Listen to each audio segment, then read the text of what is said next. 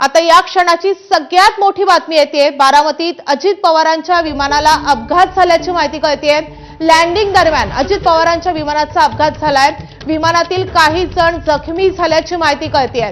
तर बारामतीमध्ये आज सभा आहे। दिवसभर अजित पवारांच्या 4 सभा होणार आहेत। जिल्हा परिषद पंचायत समितीच्या निवडणुकीच्या प्रचारासाठी अजित पवार आज बारामतीमध्ये दिवसभर असणार होते आणि आता असं कळतंय की बारामतीत अजित पवारांच्या विमानाला अपघात झालेला आहे।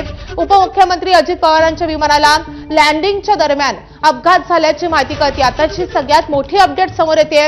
अजित पवार यांच्या विमानाचा अपघात झालेला आहे। विमानातील काही जण जखमी झाल्याची माहिती कळते। आता या जखमींमध्ये नेमका कुणाचा समावेश आहे हे कळू शकलेलं नाहीये।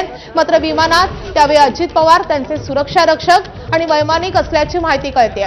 तर बारामतीमधून ही सगळ्यात मोठी बातमी कळते। उपमुख्यमंत्री अजित पवार यांच्या विमानाचा अपघात झालेला आहे। लँडिंगच्या वेळी हा अपघात झाल्याची माहिती कळते।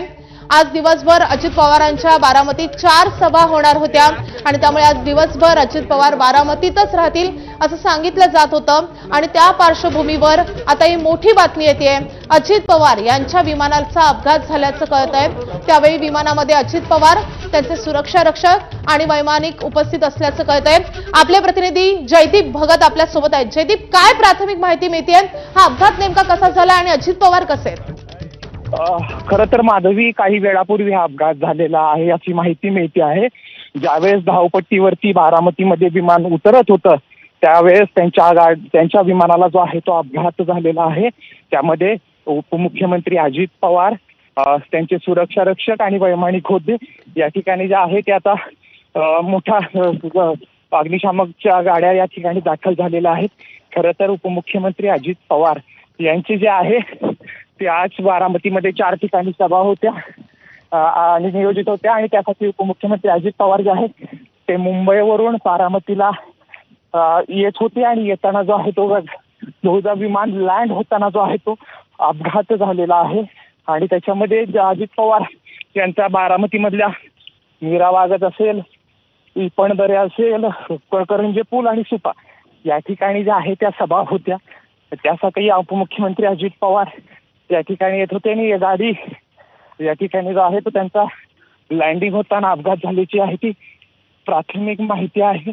त्या ठिकाणी जे आहे ते मोठ्या प्रमाणात आता अग्निशमन दलाच्या गाड्या असतील या ठिकाणी पोहोचत आहेत। त्याच्यामुळे आता विमानतळाच्या ज्यावेळेस मुंबईवरून निघाल्यानंतर या ठिकाणी ज्यावेळेस विमान लँड होत होतं त्यांच्या गाडीला त्यावेळेस अपघात झालेला आहे। विमानाला अपघात झालेला आहे। या ठिकाणी आता अजित पवारांची प्रकृती कशी आहे याबाबत अद्यापपर्यंत माहिती मिळाली नाही। मात्र त्यांच्या विमानाला जो आहे तो अपघात झालेला आहे। धावपट्टीला लागताना धावपट्टीवरून विमान जे आहे ते बाजूला गेलं असं जे आहे ते प्राथमिक सांगण्यात येते।